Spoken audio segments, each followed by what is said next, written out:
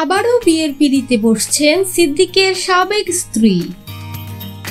ছোট পর্দার অভিনেতা সিদ্দিকুর রহমানের প্রাক্তন স্ত্রী ও বাংলাদেশি বংশোদ্ভূত স্পেনের নাগরিক মারিয়া মিম আবারও বিয়ের সিদ্ধান্ত নিয়েছেন। 2012 সালে সিদ্দিকের সঙ্গে বিবাহ বন্ধনে আবদ্ধ হন মিম।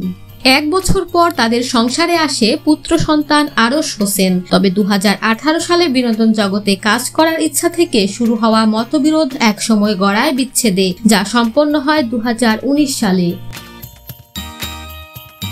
বিচ্ছেদের 6 বছর পর নতুন সম্পর্কে জড়িয়েছেন এই মডেল ও অভিনেত্রী। সম্প্রতি ইনস্টাগ্রামে প্রেমিকের সঙ্গে একটি ভিডিও প্রকাশ করেছেন তিনি।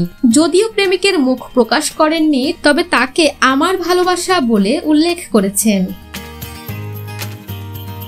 সম্প্রতি এক সাক্ষাৎকারে মিম জানান, খুব শিগগিরই প্রেমিককে বিয়ে করতে চলেছেন তিনি। মিম বলেন, আমি প্রেম করছি, তবে আমার বয়ফ্রেন্ড মিডিয়ার না, তিনি মিডিয়ার বাইরের লোক। সামনেই আমরা বিয়ে করব।